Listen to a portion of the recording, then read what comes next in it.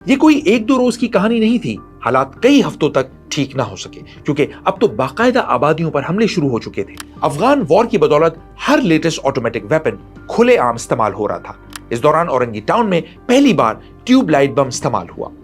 Tube light میں بارود، چھرے یا نٹ بولٹ بھر کر اسے تیر کے طور پر استعمال کیا جاتا اور ایک اسپیشل کمان کے ذریعے میزائل کی طرح سامنے والے پر داغا جاتا. یہ ٹیوب لائٹ جہاں گرتی آگ بھڑک اٹھتی. گورنمنٹ کا خیال تھا کہ بم بنانے والے ٹرینڈ لوگ تھے جو مشرقی پاکستان میں مکتی باہنی کا مقابلہ کر چکے تھے اور اب اورنگی جیسے علاقے میں آباد تھے. دوسری جانب کراچی والوں نے سہراب گوٹ میں وہ کلاشنکوف بھی پہلی بار چلتے دیکھی جو افغانستان کی جنگ کا تحفہ بن کر پاکستان پہنچی تھی. جب بھٹو صاحب کے خلاف PNA کی موومنٹ چل رہی تھی اس وقت میں معیار رسالہ نکالتا تھا تو ہم نے اس میں لکھ دیا کہ بھی جو ایسٹ پاکستان سے لوگ آئے ہیں جن کو مکتی بانی سے لڑنے کا اور اس کا ہے چربا، درخت کاٹ کے سڑک پہ ڈال دیے اس طرح سے، تو یہی چیز جب یہ ہوئی ہے تو اس میں بھی یہ کہا گیا کہ بھی یہ لوگ وہاں ایسٹ پاکستان میں جس طرح سے مکتی بانی سے لڑے اور یہ ان کو وہاں کی ٹریننگ ہے تو وہی ٹریننگ پھر یہاں بھی یہ شروع ہو رہی ہے. APMSO میں اور اس میں اس طرح کے کافی لوگ تھے. اخبارات نے بشرا زیدی حادثے کے بعد کئی ہفتے جاری رہنے والے واقعات میں ہلاکتیں 200 تک پہنچ گئیں. اصل تعداد تو شاید اس سے بھی کہیں زیادہ تھی. اس زمانے میں مردہ خانہ صرف سول اسپتال میں ہوا کرتا تھا. یہاں روزانہ 25 لاشیں پوسٹ مارٹم کے لیے لائی جا رہی تھیں. ان دنوں شہر کے کسی اور اسپتال میں یہ شعبہ موجود نہیں تھا. کھلے عام فائرنگ کی گئی، لوگوں کو زندہ آگ میں پھینکا گیا.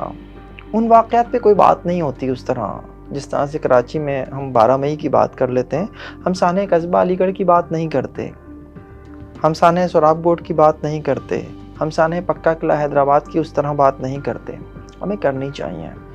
سیاسی جو اینگل ہے اس کو الگ رکھ کے ہمیں یہ ضرور دیکھنا چاہیے کہ اس شہر میں کس طرح سے کب خون کی ہولی کھیلی گئی اور اس خون کی ہولی کھیلنے والوں کے ساتھ کیا ہوا. یہاں سوال یہ ہے کہ یہ حادثہ ہی کیوں فسادات کی وجہ بنا؟ ایسا کیوں لگ رہا تھا کہ جیسے سب کو اس واقعے کا انتظار ہو؟ وہ کون سی قوتیں تھیں، کیا محرکات تھے جو حالات کو اس نہج پر لے گئے؟ اس کے لیے ہمیں اس وقت کے سیاسی ماحول کا جائزہ لینا ہوگا.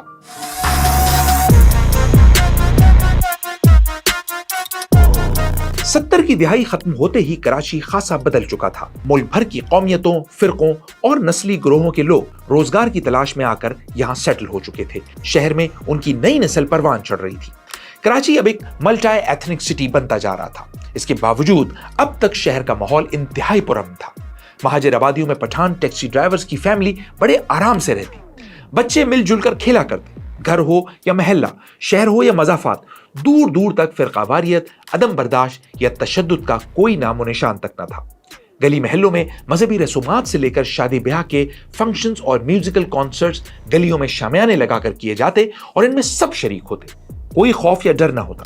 یہاں کا رہائشی پٹھان، مہاجر، سندھی، پنجابی، شیعہ، سنی، دیوبندی، بریلوی نہیں بلکہ ایک کراچی والا تھا. یہ اسی دور کا ذکر ہے کہ جب ذوالفقار علی بھٹو کو کراچی میں کوٹا سسٹم نافذ کرنے کی سوچی. اب کراچی والوں کو تعلیمی اداروں میں داخلے یا جاب میرٹ یا قابلیت کے بجائے کوٹے پر ملنے لگے. تو یہ قصہ شروع ہوا تھا کہ جب 1972 میں سندھ میں سندھی زبان کو جو سرکاری زبان ڈکلیئر کیا گیا، اس وقت پورے کراچی میں سندھ میں ہنگامے ہوئے تھے اور ایک مہاجر اور سندھی کے درمیان چل رہی تھی کشمکش. پھر اس کے بعد یہ مہاجر اور پٹھان کی بھی کشمکش ہوئی. وجوہات دوسری بھی ہیں کہ مہاجروں کو کوٹے میں جو ہے حصہ نہیں مل رہا تھا ملازمت کی. پہلے 60-70 کی دہائی میں پوچھا جاتا تھا آپ کہاں پیدا ہوئے، پھر پوچھا گیا آپ کا باپ کہاں پیدا ہوا، اور تیسرا جب یہ ہوا کہ آپ کے دادا کہاں پیدا ہوئے، پھر یہ ایک آپ کا ضبط کا بندھن ٹوٹ گیا. سرکاری نوکری ہو یا ایڈمیشنز، یہ پوچھا جانے لگا کہ آپ آئے کہاں سے. کوٹا سسٹم کی وجہ یہ بتائی گئی کہ سندھ کے شہری علاقوں میں پڑھے لکھے لوگ زیادہ ہیں، اس لیے تمام داخلے اور ملازمتیں کراچی والوں میں بڑھ جاتی ہیں اور باقی کم پڑھے لکھے لوگ محروم رہ جاتے ہیں. اردو بولنے والوں کو یہ محسوس ہونے لگا کہ کوٹا سسٹم جیسی ناانصافیاں اس لیے ہو رہی ہیں کہ ان کی کوئی سیاسی نمائندگی نہیں ہے۔ وہی محرومی جس نے پچھلے دنوں بنگلہ دیش میں کوٹا سسٹم کے خلاف ایک ایسے انقلاب کو جنم دیا جس کے آگے حکومت ریت کی دیوار ثابت ہوئی۔ مسٹر بھٹو کی حکومت ختم ہو چکی ہے، سارے ملک میں مارشل لا نافذ کر دیا گیا ہے۔ ادھر ضیاء بھٹو کا تختہ الٹ کر مارشل لا نافذ کر چکے تھے، مگر انہیں اقتدار میں رہنے کے لیے عوامی حمایت کی ضرورت تھی۔ ضیاء کو ایسے سیاسی دوستوں کی تلاش تھی جو آمریت کا علم بلند رکھنے میں ان کے مددگار ہوں۔ اسی دوران بشرا زیدی کا حادثہ رونما ہوا۔ بھٹو کے بعد جنرل ضیاء کی مجلس شورا میں 2 ممبران پروفیسر غفور اور محمود اعظم فاروقی کراچی سے تھے۔ جماعت اسلامی کے امیر میاں طفیل ان دنوں ضیاء کے ماموں کہلاتے تھے۔ شاید یہی وجہ تھی کہ شورا کے دونوں اراکین نے کوٹا سسٹم کی مخالفت نہ کی۔ کراچی میں مسجد اور مدارس کی قیادت زیادہ تر غیر مقامی افراد پر مشتمل تھی۔ یہ سب افغان جہاد سے خاصے اٹیچ تھے۔ دوسری طرف کراچی کی شیعہ آبادی کی اکثریت اردو اور گجراتی بولنے والے افراد پر مشتمل تھی۔ ان کی وابستگی ایران سے تھی جہاں ان دنوں انقلاب آیا ہوا تھا۔ یہ فکری اور مالی سطح پر مضبوط تھے۔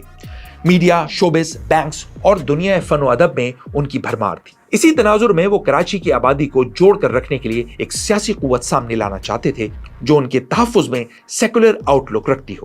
ایسے میں اختر رضوی اور رئیس امروی جیسے دانشوروں نے کراچی کے نوجوانوں کو اپنی سیاسی تنظیم بنانے کا آئیڈیا دیا۔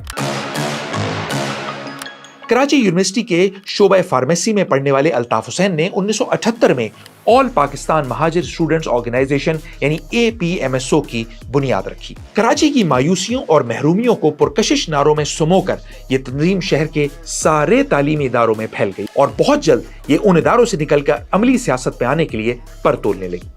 1984 میں APMSO نے مہاجر قومی موومنٹ کو جنم دے ڈالا۔